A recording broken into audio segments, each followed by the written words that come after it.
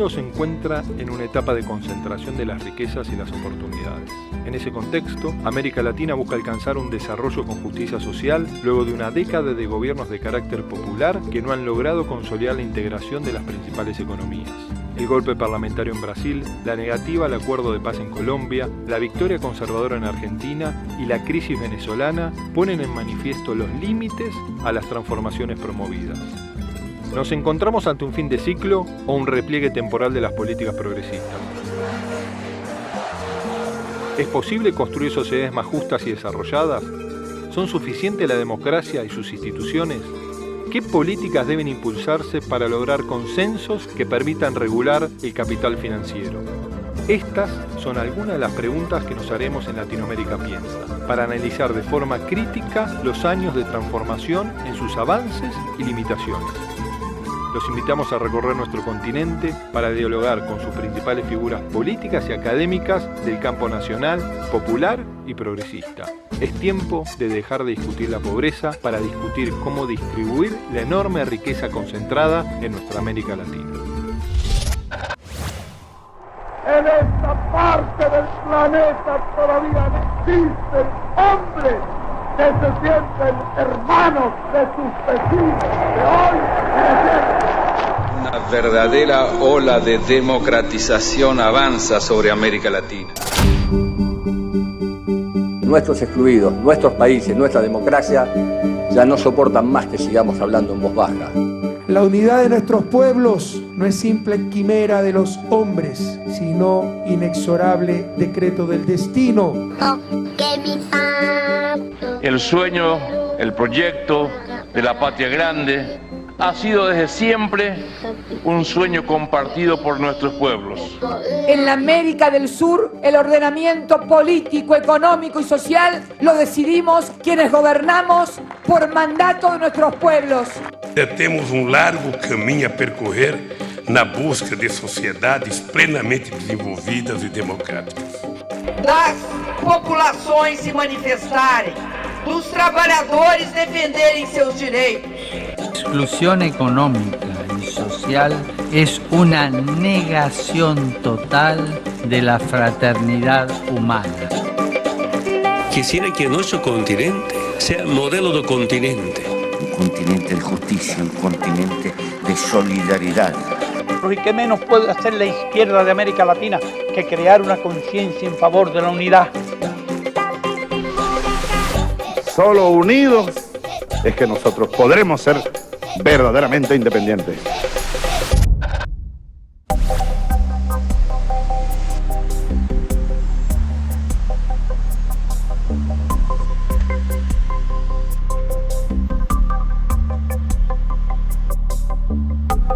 Con el equipo de producción de Latinoamérica Piensa, viajamos a San Pablo para entrevistar a Lula da Silva. Allí, el exmandatario brasileño, que vuelve a presentarse como candidato en las elecciones presidenciales 2018, nos contó por qué a los 71 años decidió volver a ser candidato. Hoy usted me recibe en un Brasil que ha cambiado lamentablemente, en un Brasil que sufrió un golpe de Estado, un golpe institucional, y usted es quizás el líder que puede dejar atrás, ¿no?, esta interrupción de la democracia en el Brasil. Cuando usted dejó de ser presidente, ¿imaginaba que se podía transitar el presente doloroso que transita su país hoy día? Não. A verdade é que nós vivemos período de muita exuberância para a América Latina, para a América do Sul. Eu tive o prazer, e falo com muito orgulho, de ter começado, junto com Kirchner, junto com Rafael, junto com Tabaré, junto com Lagos, ou seja, um ciclo de governança progressista na nossa querida América Latina e, sobretudo, na América do Sul. Fortalecemos a democracia, a participação popular, evitamos a entrada da ALCA, fortalecemos o Mercosul e, sinceramente, quando eu deixei a presidência em 2010, eu jamais imaginei que nós fôssemos entrar num ciclo de retrocesso político, retrocesso da democracia, retrocesso econômico, como nós estamos entrando agora. É muito triste e, ao mesmo tempo, isso me provoca, sabe, aos 71 anos, a disposição de brigar do mesmo jeito quando eu tinha 29 anos, ou seja... Liberdade, liberdade, abre as asas sobre nós e restabelece nesse país as eleições diretas para que o nosso povo possa ter o direito à sobrevivência. E agora eu voltei a sonhar igual quando eu tinha 29 anos de idade, ou seja, a América do Sul, o Brasil, a Argentina, nenhum país merece o retrocesso que nós estamos sofrendo nesse instante. Nenhum país merece. Até porque nós descobrimos que quando nós estamos juntos e trabalhamos juntos, nós seremos muito mais fortes nas negociações multilaterais, seja com os países do Norte, seja individualmente só com os Estados Unidos ou com a União Europeia. Sabe, nós temos muito mais poder de negociação. Presidente, el golpe institucional a Dilma tuvo un fuerte componente de discriminación de género, ¿no? La primera presidenta en la historia del Brasil. Si usted hubiese sido presidente, ¿hubiese transcurrido también todo ese proceso de un injusto impeachment? Não sei. Há várias razões justificadas pelos golpistas. A primeira razão é que eles inventaram um crime que a Dilma não cometeu para justificar o Senado, a Câmara aprovar o pedido de impeachment para o Senado e o Senado aprovar o impeachment. A segunda era que eles se queixavam da relação política entre o Poder Executivo e o Poder Legislativo. A terceira é que eles alegavam que a Dilma tinha perdido a governabilidade, embora ela fosse eleita democraticamente pelo povo. Mas se você for analisar friamente, hoje o Temer tem menos popularidade do que a Dilma tinha quando fizeram o impeachment dela. Então o que se cometeu no Brasil foi uma barbaridade, sabe, contra a democracia e contra uma mulher da qualidade da Dilma. Uno de los momentos más críticos del actual retroceso que afronta Latinoamérica fue el impeachment que llevó adelante la oposición brasileña sobre la presidenta electa Dilma Rousseff.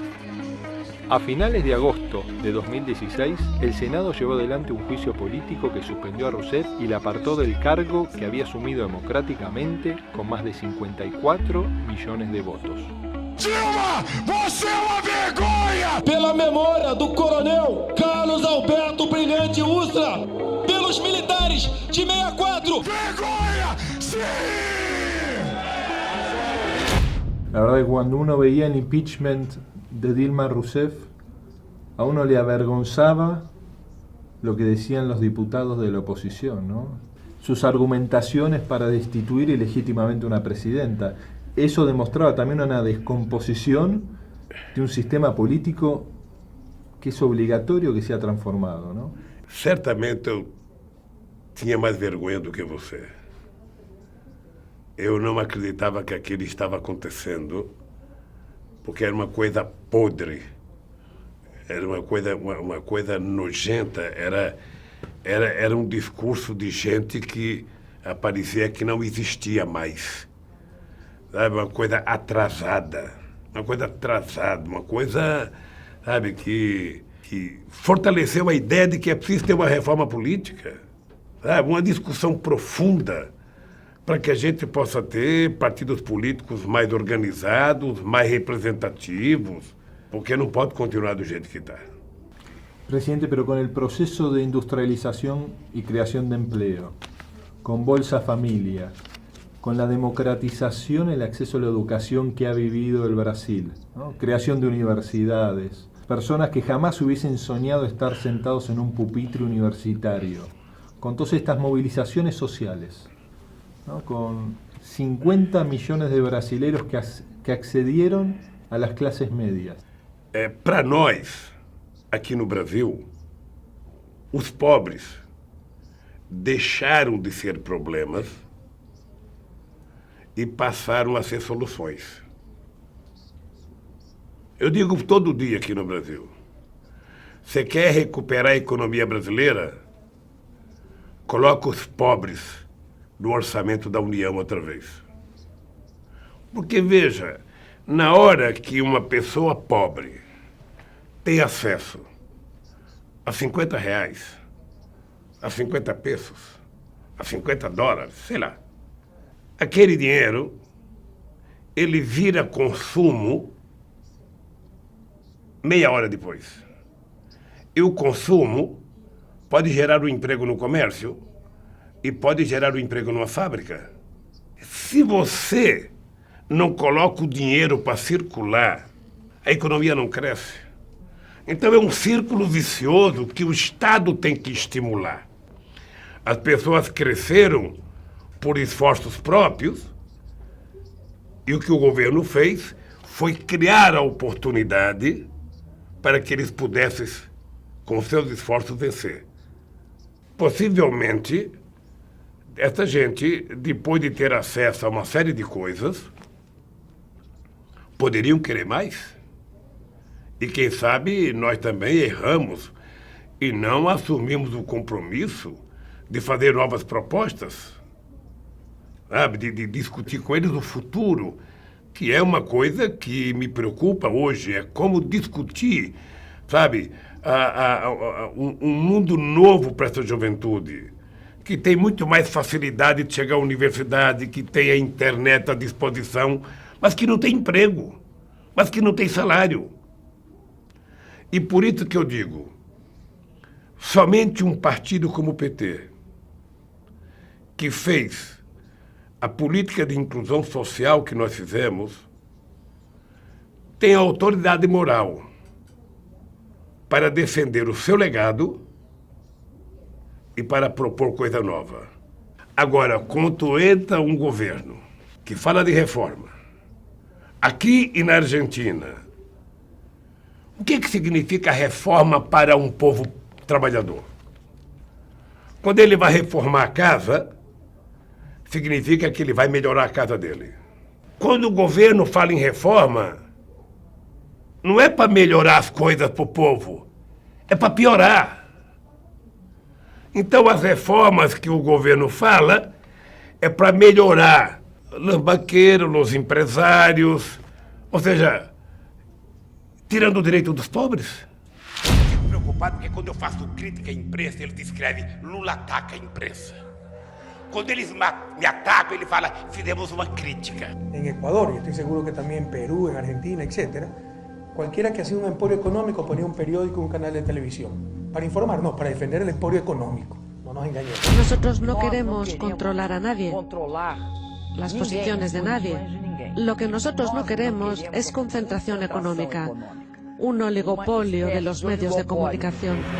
En el pasado, los sectores conservadores buscaban los tanques y las botas para el quiebre institucional, ¿no? En las décadas del 60, del 70 en nuestros países. Hoy parecen haber encontrado rumbos distintos, ¿no? Con el rol del partido judicial, ¿no? Que reemplazó al partido militar, y también la enorme injerencia de los medios de comunicación en estos procesos destituyentes y desestabilizadores en nuestra región. ¿Cómo observa ese proceso hoy en América Latina, no solo en el Brasil? Olha, é extremamente grave, primeiro, a negação da política nos países da América Latina. Ou seja, tenta-se criar a ideia que a política é uma coisa imprestável e que fora da política teria mais condições de você resolver os problemas do país. E eu afirmo categoricamente que fora da política é fascismo, é nazismo, é autoritarismo, não é democracia. Então, nós não podemos negar a política e o povo tem que compreender que se a política não está bem, nós precisamos melhorá-la. Se os candidatos não são bons, nós poderemos derrotá-los. Se os partidos não são representativos, nós temos que criar novos partidos políticos. Mas temos que ter consciência que não haverá democracia com os meios de comunicação na mão de meia dúzia de famílias em cada país.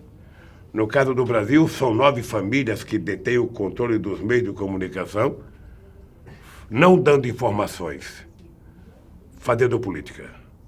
Aqui no Brasil, houve momentos em que eu era presidente da República, eu era candidato, e candidatos que tinham 3% de voto tinham mais tempo no noticiário do que eu. Numa demonstração de que eles escolhem quem vai ser o candidato. Comigo já tinha acontecido em 1989.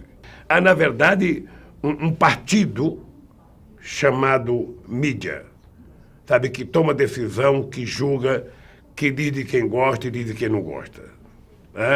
E isso depõe contra o regime democrático. Aqui no Brasil, ou seja, os poderes, sabe, do judiciário querem substituir a política.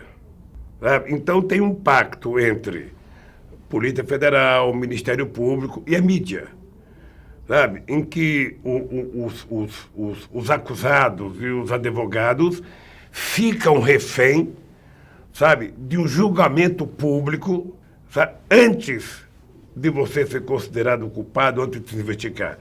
As pessoas não se preocupam mais com os autos do processo, com a prova. As pessoas estão preocupadas com a opinião pública. Então, isso é muito antidemocrático, isso não respeita os direitos humanos e não respeita a liberdade das pessoas a se defenderem, sabe? E veja que todos nós que pensamos assim, os democratas, acreditamos, sabe, na democracia e queremos que a corrupção seja banida da América Latina e de qualquer país do mundo, porque ela não existe apenas na América Latina, ela existe no mundo inteiro. Veja o que aconteceu com a Cristina. A Cristina brigou, aprovou no Congresso, aprovou e não se cumpriu.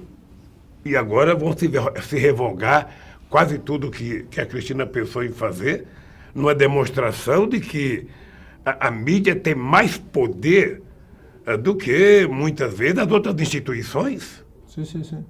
Quando você vê o Poder Judiciário se subordinar à opinião pública, esse representante do Poder Judiciário não deveria ser um emprego vitalício, um cargo vitalício, sabe, com imunidade. Ele deveria ser candidato e disputar eleições, porque aí fica preocupado com a opinião pública. Ele tem que se preocupar com os autos processuais e com as provas que tem para fazer o julgamento. Esta é a prensa que temos.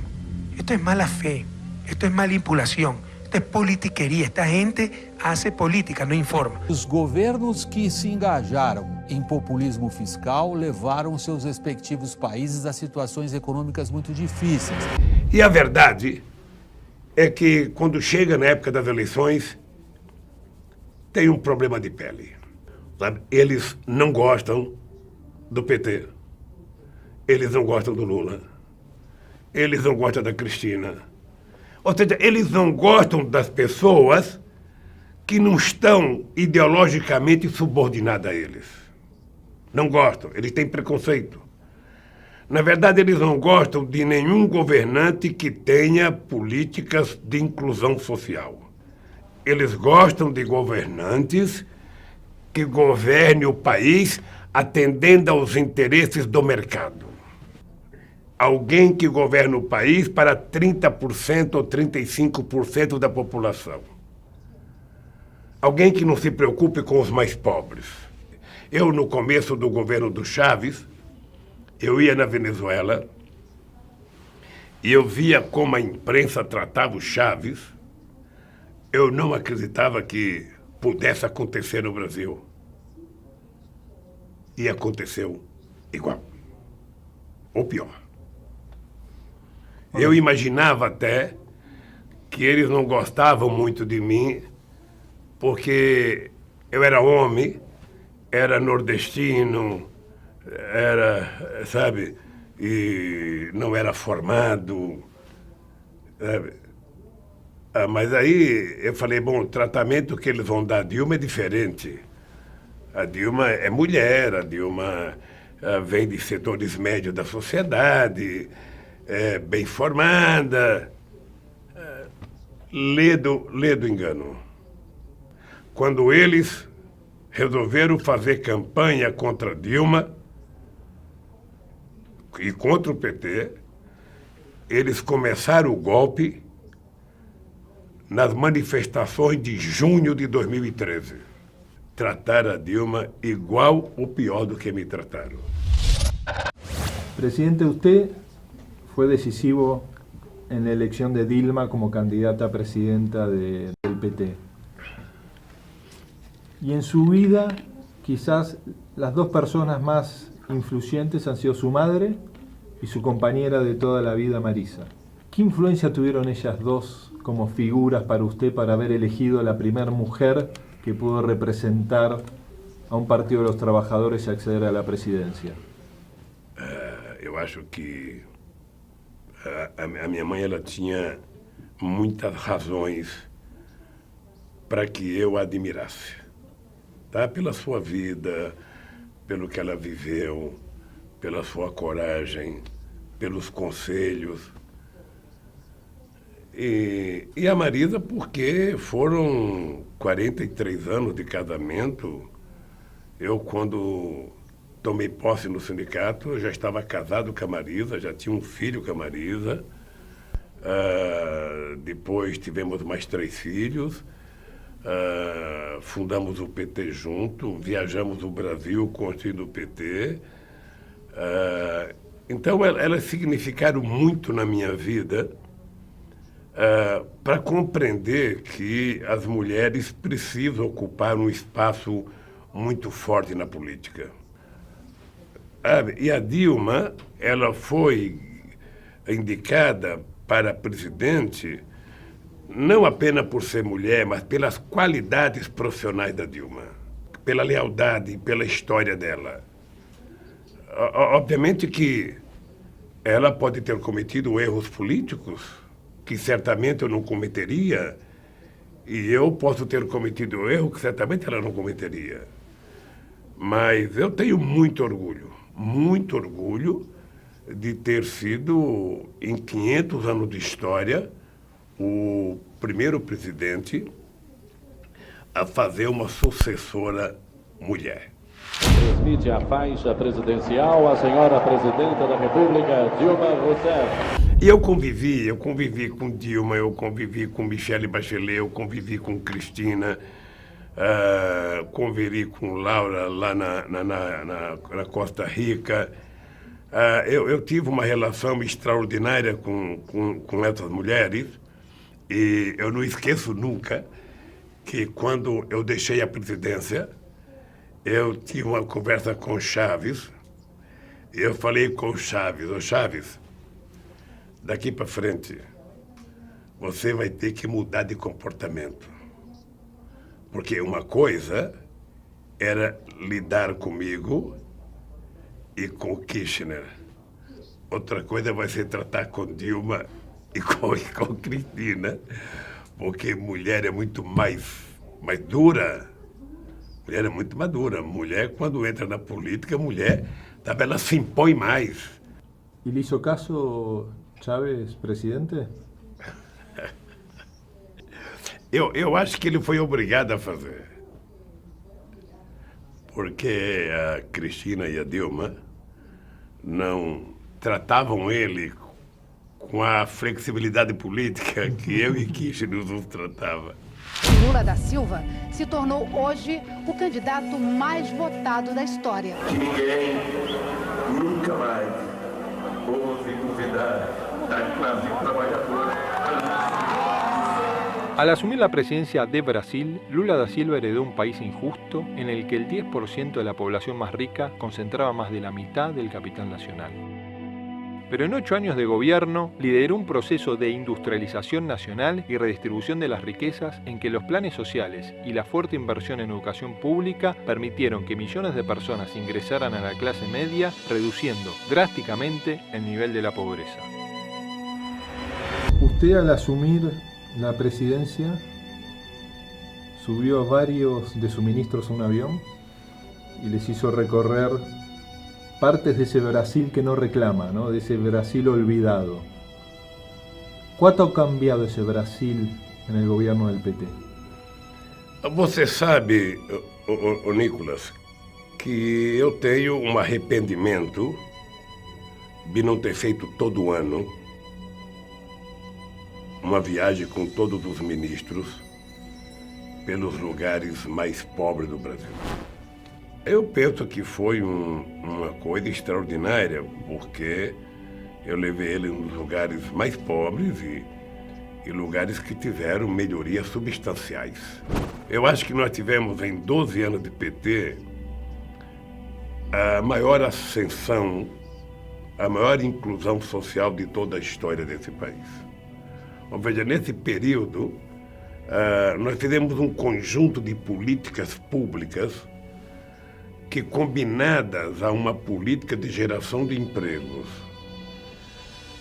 aumento do salário mínimo, sabe? E a inclusão social, com programas como o Fome Zero, depois se transformou no Bolsa Família, depois Brasil Sem Miséria, programa Luz para Todos, programa de compra de alimento, crédito para o pequeno produtor rural, informalização do micro e pequeno empreendedor, resultou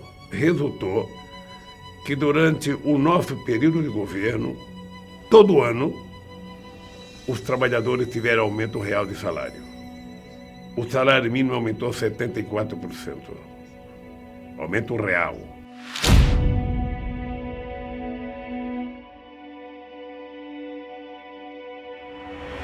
Só para você ter ideia de valor.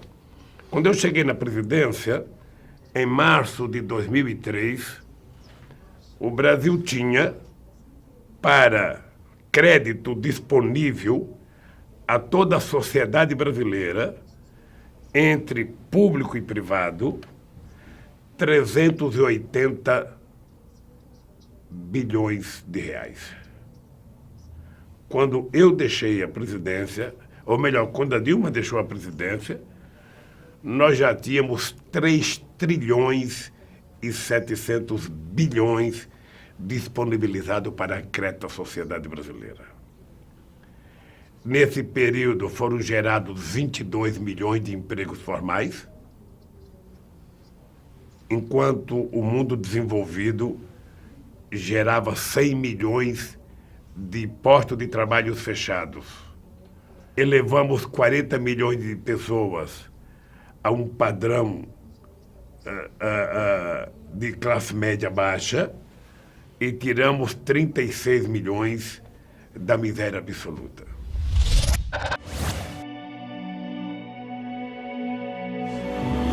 E eu quero que cada filho de cada trabalhador tenha o direito de fazer a universidade, de ser chamado de doutor, de ser respeitado neste país inteiro. Hoy el desafío que se le plantea a Brasil, ¿cuál sería el más importante si usted en algún momento puede volver a ser presidente? Olha, primeiro, é obrigação de qualquer governante governar para as pessoas que mais necessitam. Eu volto a repetir. Os ricos não precisam do Estado. Quem precisa do Estado são os trabalhadores, que trabalham, pagam seus impostos, que ganham pouco, são aqueles que não têm emprego, são aqueles que estão aposentados e ganham um salário pequeno. Então o Estado tem que pensar em educação para essa gente, tem que pensar em saúde para essa gente, tem que pensar no bem-estar dessas pessoas. E só tem sentido governar para isso. Então as pessoas aqui no Brasil sabem que eu respeito todo mundo, que na mesma sala que eu recebo um trabalhador que cata material reciclável na rua, eu recebo a rainha da Inglaterra. Mas na hora de decidir, os mais pobres terão a minha prioridade. Y ese cambio se da con el inicio del siglo, ¿no? Con los nuevos gobiernos populares, con Chávez, con usted, con Kirchner, después con Evo, con el Frente Amplio en Uruguay, y quizás el hito del cambio fue Mar del Plata en el 2005, quando se elijo no al ALCA. Sim. Olha, o não à ALCA foi um marco importante que fortaleceu muito a minha relação com o Kirchner. Tá? E eu acho que, como deve ter muitos jovens argentinos que vão assistir esse programa, eu acho que era importante que a gente tentasse mostrar para os jovens o que significou esses 12 ou 13 anos de governos progressistas na América Latina. Nós pegamos alguns exemplos. Veja, na América Latina e Caribe, só para você ter ideia, quando nós chegamos, o comércio intrarregional na América do Sul, entre todos os países da América do Sul, era de apenas 33 bilhões de dólares. Em 2011, tinha chegado a 135 bilhões. Nós crescemos 4 vezes de 2002 a 2011. Na América Latina, o comércio intra-América Latina era de 49 bilhões de dólares. Entre todos os países, chegou a 189 bilhões de dólares. Só para os nossos companheiros argentinos saberem, quando eu cheguei no governo, o comércio Brasil e Argentina, entre exportação e importação, o fluxo era 7 bilhões. Chegamos a 36 bilhões em 2003. Eu vou citar esses números só para as pessoas perceberem que quando nós fizemos políticas de confiar uns nos outros, de aumentar a nossa relação comercial, a nossa relação política, o crescimento foi extraordinário. Nós ainda somos tímidos, sabem, aprofundar tudo que nós poderemos fazer conjuntamente para desenvolver o nosso continente. Muitas vezes, quando estamos na frente de países ricos, como o Canadá e como os Estados Unidos, muitas vezes ficamos pensando que eles poderiam ajudar a resolver os nossos problemas. E os nossos problemas são nossos. Venezuela no renunciará jamás a ser un país soberano, libre y justo. Patotear por una simple mayoría ideas que tienen que ver tanto con la vida de nuestros pueblos es una cuestión absurda, casi anticultural y muy poco ayuda a la convivencia de todos los pueblos y la convivencia democrática de todos. ¿Cuál es la principal causa de que no se haya podido profundizar aún más la integración? Más allá que el UNASUR ha sido un paso fundamental. Foi um passo extraordinário. Nós não avançamos mais na UNASUR na construção de instituições multilaterais. Por exemplo, a questão do parlamento da América do Sul é uma coisa frágil ainda. O parlamento do Mercosul é uma coisa frágil ainda. Sabe? Nós não temos muitos instrumentos ainda, sabe? Ainda somos muito Estado nacional, sabe? Você aprova uma coisa e demora anos e anos e anos para ser votado no Congresso brasileiro, depois leva anos para ser votado no Congresso argentino, depois leva anos para ser votado no Congresso e passa-se décadas e você não consegue aprovar as coisas. Porque é uma questão cultural também, sabe? É uma questão cultural. As pessoas viveram 500 anos sendo subordinadas à colonização e sabe, é difícil evoluir. Eu ia ao México e eu não conseguia entender por que os empresários mexicanos tinham tanto medo dos empresários brasileiros e não tinham medo dos empresários americanos que estavam comendo eles lá dentro do México. É porque durante 500 anos o Brasil era o inimigo. Eu acho que ainda vai levar tempo. Mas quando eu cheguei na presidência do Brasil, Nicolás, e isso devia ter na Argentina do mesmo jeito, ou seja, muitos diplomatas brasileiros tinham muito preconceito contra a Argentina. E muitos diplomatas argentinos tinham preconceitos contra o Brasil. Você acha que mudar isso é uma coisa fácil? Não é, não. O cara herdou aquilo do pai, que herdou do avô, que herdou, que aprendeu na escola, sabe? Não muda com facilidade. Às vezes leva gerações. Então, tentar convencer a diplomacia brasileira da importância da Argentina na vida do Brasil e convencer a diplomacia argentina da importância, sabe, do Brasil na vida da Argentina não é uma tarefa que demora 10 anos. Pode demorar 20, 30, 40, 50 anos. Ele tem que saber, de 2004 a 2014, a Previdência Social e a Seguridade foi superavitária. E sabe por quê? Porque nós geramos 22 milhões de empregos. Muchas veces inclusive las relaciones entre los países están mediadas por los intereses a veces no solo del sector financiero, sino también de los sectores industriales, ¿no? Que San Pablo tiene una mirada crítica, o el sector industrial de San Pablo, lo que puede ser la Argentina. ¿Por qué no logramos realmente avanzar más en la integración de nuestra cadena de valor industrial entre nuestros países? Olha, deixa eu dizer uma coisa. Eu tenho orgulho de ser criticado aqui no Brasil, porque eu defendia que o Brasil não podia querer ser grande sozinho. Eu várias vezes, conversei com empresas para a necessidade de investir em outros países da América Latina. Era tentar criar, sabe, uma cultura empresarial latino-americana. Nós precisamos construir alianças que permitam todos crescerem juntos. Todos crescerem juntos.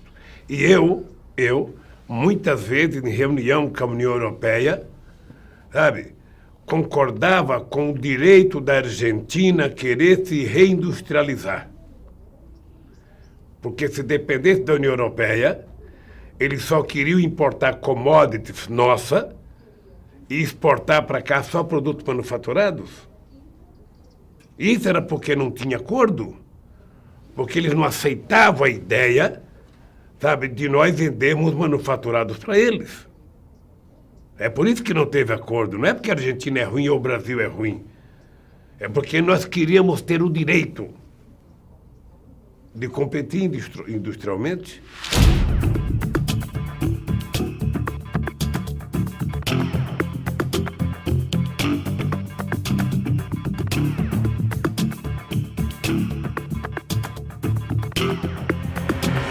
¿Cuál es para usted, presidente, el principal limitante para el desarrollo industrial de América Latina? ¿Esta falta de coordinación, la mirada del corto plazo que siempre nos gobierna? O melhor momento para um país se industrializar é com crescimento econômico. Se tiver crescimento econômico, haverá indústria automobilística querendo se implantar na Argentina, haverá indústria naval, haverá indústria espacial, haverá... Agora, quando a economia está parada, sabe, que o povo não pode comprar, que o povo não tem crédito, não tem financiamento, ninguém quer fazer investimento.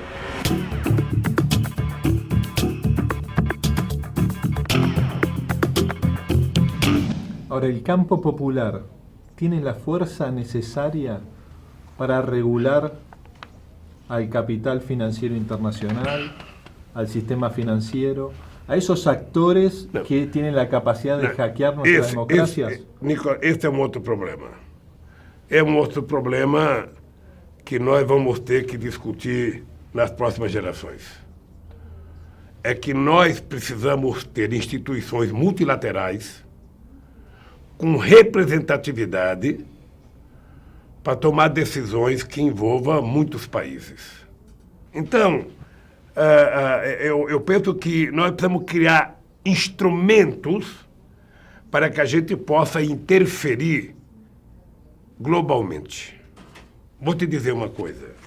Não tem nenhuma explicação Argentina y Brasil fazer comércio bilateral utilizando o dólar como una moneda referencia.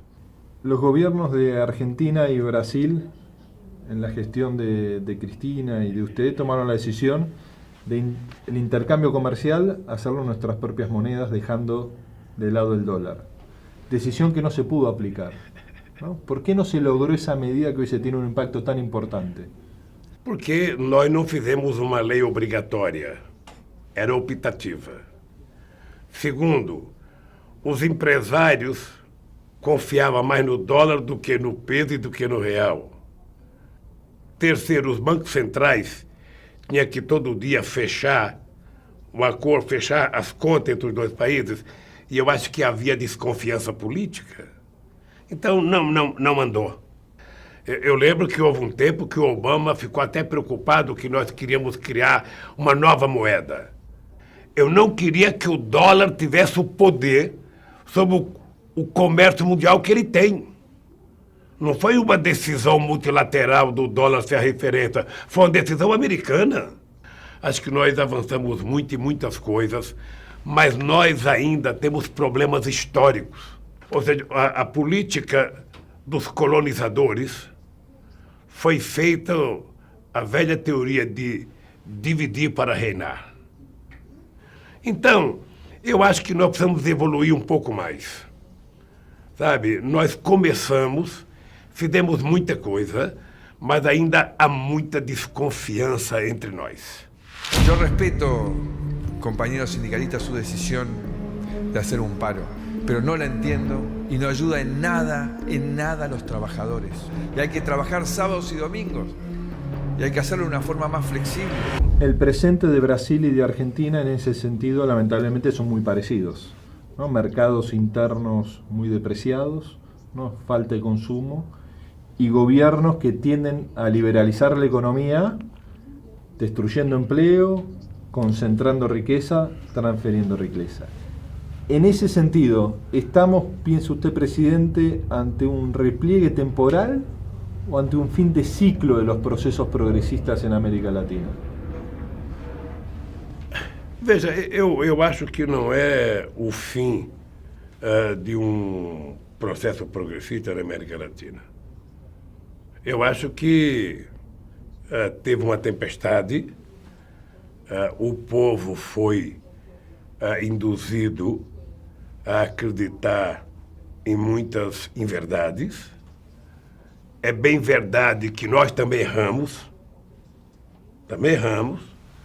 sabe? O PT também cometeu erro, o governo também errou, mas é bem verdade que o povo que outro dia estava na rua contra o governo do PT, agora está na rua contra o governo do PMDB.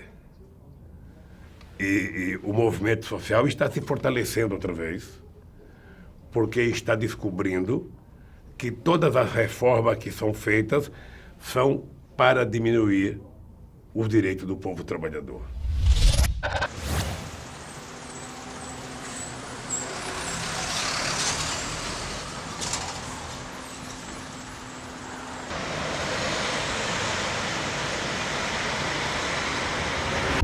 Presidente, ¿cómo ve la Argentina desde el Brasil?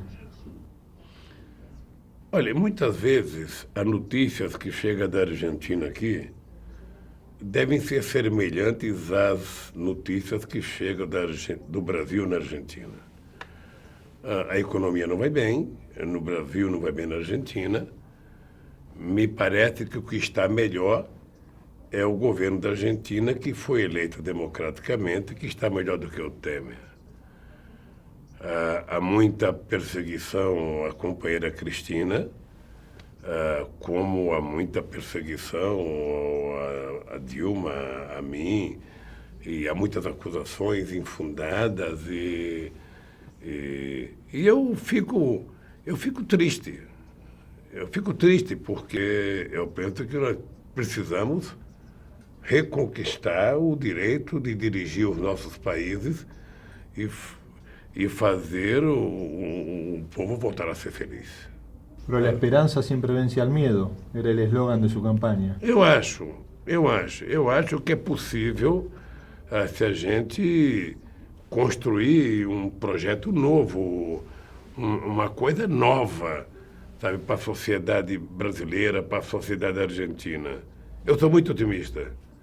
Eu acompanhei o processo eleitoral da Argentina. Obviamente que eu não faço julgamento da Argentina, mas poderia ter ganho na Argentina as eleições. Poderia ter ganho. Eu acho que houve problemas políticos internos que não cabe a mim fazer julgamento, sabe? Como nós ganhamos as eleições aqui no Brasil, foi uma eleição difícil, muito difícil, mas também por problemas internos, por equívocos, sabe? Então, quando a gente erra na política, a gente perde. Então, eu acho que nós não temos o direito de errar na política. E quienes perdem são os setores que mais necessitam do Estado. E quem perde, sempre quem perde, é a parte mais pobre. É a parte das pessoas que mais precisam que o Estado exerça um papel de criar oportunidades e de tornar o Estado mais igual para todos. Uma coisa eu sei. Se eu voltar, é para governar para os mais pobres desse país e para trabalhar a integração da América Latina y de América del Sur. Lula no baja los brazos y redobla la apuesta. Dará pelea nuevamente, como cuando tenía 29 años y recorría la fábrica en la cual trabajaba intentando mejorar las condiciones de vida de sus compañeros. Vuelve a soñar y de su suerte también depende toda América Latina, con la esperanza de dar vuelta a este ciclo de retroceso en manos de gobiernos neoliberales. Presidente, tengo una pregunta acá de un compañero de Argentina que quería compartir con usted, porque siempre en las entrevistas hay una persona invitada que le hace una pregunta. Es Víctor Santamaría, secretario general del Sindicato de Trabajadores de Edificios, que le hace una pregunta. Querido compañero Lula, como siempre es un gusto saludarte, como trabajador a trabajador, de sindicalista a sindicalista, de todo el tiempo que hemos transcurrido, más que en la gestión pública, sino también al lado, como siempre lo hacemos, de cada compañero trabajador en nuestros respectivos países. Mi pregunta hoy para vos es, ¿qué te imaginás? ¿Cuál es el rol del movimiento obrero, tanto en Brasil como en la Argentina, o en toda la región también? ¿Cuál es ese rol y qué deberíamos hacer los trabajadores para volver nuevamente a esa senda de producción, de trabajo, de inclusión, donde tuvimos durante muchos años gobiernos progresistas, gobiernos populares, que han llevado adelante esas consignas y esos valores? Así que te dejo esta reflexión y estoy seguro que con tu sabiduría y con tu inteligencia de trabajador y sindicalista la vamos a poder responder, y así que aguardo esa respuesta muy ansiosamente. Muchas gracias. Oh, querido Vitor, eu acredito que para os trabalhadores e para o movimento sindical, a nossa passagem pelo planeta Terra é lutar sempre para conquistar sempre melhores condições de vida.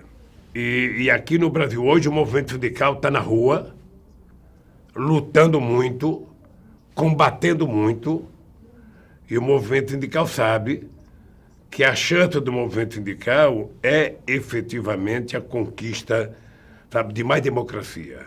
Mais democrata vai permitir mais emprego, vai permitir mais salário, vai permitir mais ganho. Portanto, a democracia é uma coisa que não pode sair nunca da pauta de reivindicação dos trabalhadores argentinos, brasileiros e do mundo inteiro. Eu, Vitor, quero desejar a meus irmãos argentinos, aos trabalhadores, sabe, que lutem como vocês sabem lutar, porque vocês não podem permitir que haja retrocesso na história guerreira do povo argentino. Para terminar el programa, en estos nuevos tiempos de las comunicaciones tan breves, preguntas de 140 caracteres para ser respondidas lo más rápido posible, ¿no? ¿Cómo definiría usted su América Latina ideal en pocas palabras? Ora, a América Latina mais justa, com mais emprego, com soberania, sabe, sem fronteiras, com o povo podendo transitar de um país para outro. Usted, ¿no?, que ha sido candidato tantas veces hasta alcanzar la presidencia, ¿de qué le costó recuperarse más? ¿De la derrota con Collor de Mello en una elección que parecía ganada? ¿O en la derrota de Brasil con Alemania en el último mundial, ese 7-1 tan doloroso para América Latina, no solo para Brasil? Bom, do Collor eu já me recuperei e ganhamos 4 eleições. Da Alemanha eu só vou me recuperar quando o Brasil ganhar da Alemanha de 7-1.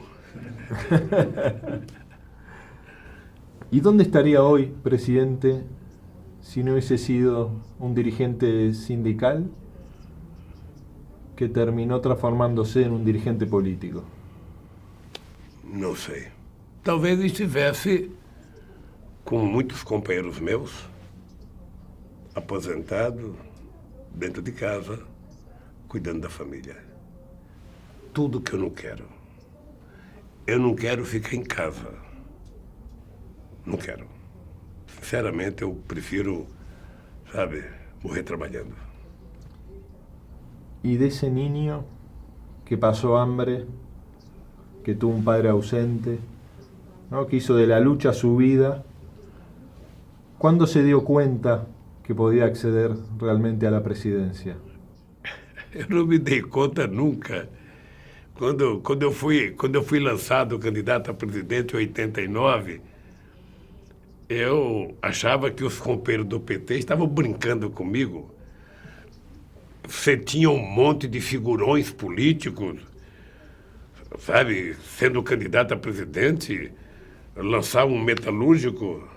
Bem, e aí, quando eu fui para o segundo turno e tive 47% dos votos, aí eu comecei a acreditar que era possível ser presidente da República. Até então, eu achava que pela via do voto eu não chegaria lá. E depois da eleição com o Collor, eu descobri que eu podia chegar lá. E chegamos. ¿Y valió la pena todo este esfuerzo? Valeu a pena, Nicolas, porque esse país e todos os países da América Latina não nasceram para ser pobres. Pobres é a cabeça de quem dirigiu esse país durante tantos séculos. Si bien la totalidad de las necesidades de los sectores más vulnerables de Latinoamérica no fueron respondidas durante la década de gobiernos progresistas, millones de personas fueron alcanzadas por los avances en el acceso al trabajo formal, la salud y la educación, elevando su nivel de vida y renovando sus esperanzas.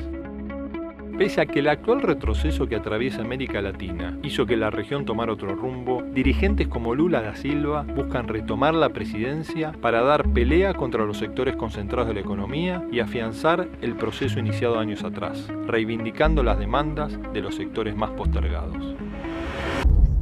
Como latinoamericano le digo, presidente, la enorme expectativa que tiene nuestro continente, que Brasil recupere el camino de la democracia, el camino del desarrollo con justicia social, para que pueda también profundizarse la integración y profundizarse ese desarrollo que incluya a todos los pueblos latinoamericanos.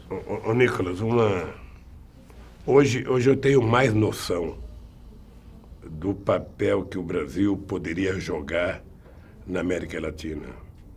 E eu compreendo também por que os americanos não querem que o Brasil seja protagonista internacional e aqui na América do Sul.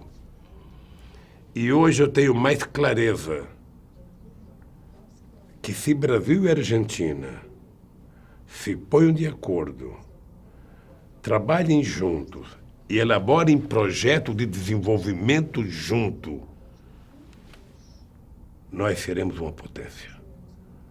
Portanto, Brasil e Argentina têm que estar juntos construindo a unidade da América Latina. Essa é uma coisa que eu acredito piamente. Muchas gracias, presidente.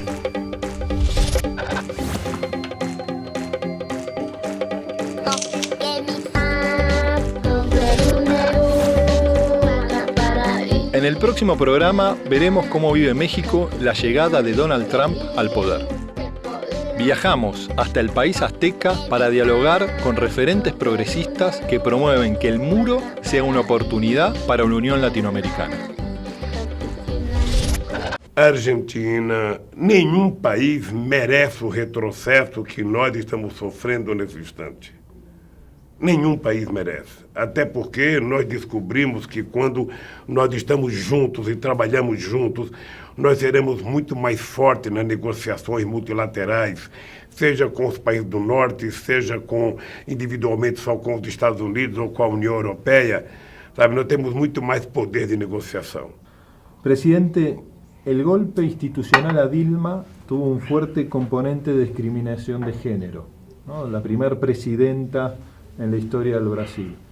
Si usted hubiese sido presidente, ¿hubiese transcurrido también todo ese proceso de un injusto impeachment? Não sei. Há várias razões justificadas pelos golpistas. A primeira razão é que eles inventaram um crime que a Dilma não cometeu para justificar o Senado, a Câmara aprovar o pedido de impeachment para o Senado e o Senado aprovar o impeachment. A segunda era que eles se queixavam da relação política entre o Poder Executivo e o Poder Legislativo. A terceira é que eles alegavam que a Dilma tinha perdido a governabilidade, embora ela fosse eleita democraticamente pelo povo. Mas se você for analisar friamente, hoje o Temer tem menos popularidade do que a Dilma tinha quando fizeram o impeachment dela. Então o que se cometeu no Brasil foi uma barbaridade, sabe, contra a democracia e contra uma mulher da qualidade da Dilma. Era de los hombres, sino inexorable decreto del destino. El sueño, el proyecto de la patria grande ha sido desde siempre un sueño compartido por nuestros pueblos. En la América del Sur, el ordenamiento político, económico y social lo decidimos quienes gobernamos por mandato de nuestros pueblos. Temos largo caminho a percorrer na busca de sociedades plenamente desenvolvidas e democráticas. Das populações se manifestarem, dos trabalhadores defenderem seus direitos. Exclusión económica y social es una negación total de la fraternidad humana. Quisiera que nuestro continente sea modelo de continente. Un continente de justicia, un continente de solidaridad. ¿Y qué menos puede hacer la izquierda de América Latina que crear una conciencia en favor de la unidad? Solo unidos es que nosotros podremos ser verdaderamente independientes.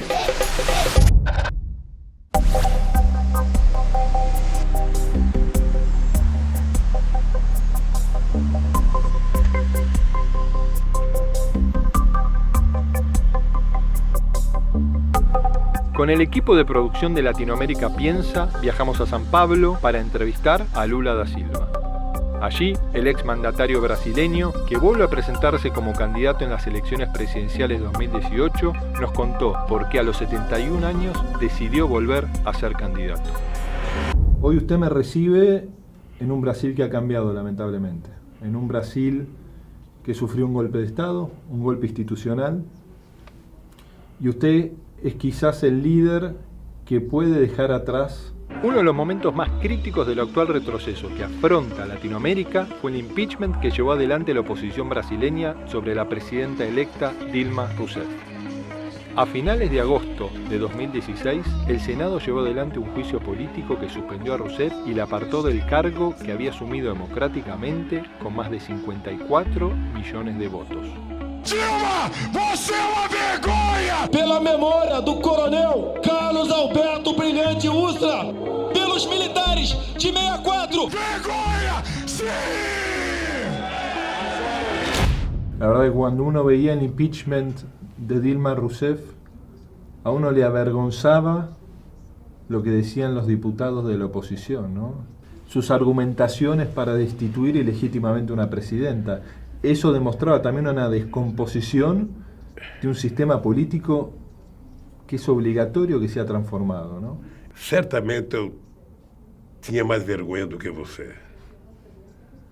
Eu não acreditava que aquilo estava acontecendo, porque era uma coisa podre, era uma coisa nojenta, era um discurso de gente que parecia que não existia mais. Sabe, uma coisa atrasada, uma coisa, sabe, que fortaleceu a ideia de que é preciso ter uma reforma política, sabe, uma discussão profunda para que a gente possa ter partidos políticos mais organizados, mais representativos, porque não pode continuar do jeito que está. Presidente, pero con el proceso de industrialización y creación de empleo, con Bolsa Familia, con la democratización y el acceso a la educación que ha vivido el Brasil, ¿no? Creación de universidades, personas que jamás hubiesen soñado estar sentados en un pupitre universitario, ¿no? Esta interrupción de la democracia en el Brasil. Cuando usted dejó de ser presidente, ¿imaginaba que se podía transitar el presente doloroso que transita su país hoy día? Não. A verdade é que nós vivemos um período de muita exuberância para a América Latina, para a América do Sul. Eu tive o prazer, e falo com muito orgulho, de ter começado, junto com Kirchner, junto com Rafael, junto com Tabaré, junto com Lagos, ou seja, um ciclo de governança progressista na nossa querida América Latina e, sobretudo, na América do Sul. Fortalecemos a democracia, a participação popular, evitamos a entrada da ALCA, fortalecemos o Mercosul e, sinceramente, quando eu deixei a presidência em 2010, eu jamais imaginei que nós fôssemos entrar num ciclo de retrocesso político, retrocesso da democracia, retrocesso econômico, como nós estamos entrando agora. É muito triste e, ao mesmo tempo, isso me provoca, sabe, aos 71 anos, a disposição de brigar do mesmo jeito quando eu tinha 29 anos, ou seja... Liberdade, liberdade, abre as asas sobre nós e restabelece nesse país as eleições diretas para que o nosso povo possa ter o direito à sobrevivência. E agora eu voltei a sonhar igual quando eu tinha 29 anos de idade, ou seja, a América do Sul, o Brasil...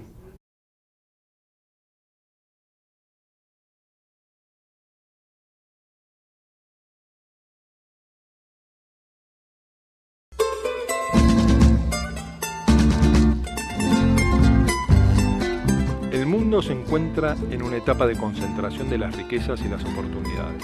En ese contexto, América Latina busca alcanzar un desarrollo con justicia social luego de una década de gobiernos de carácter popular que no han logrado consolidar la integración de las principales economías.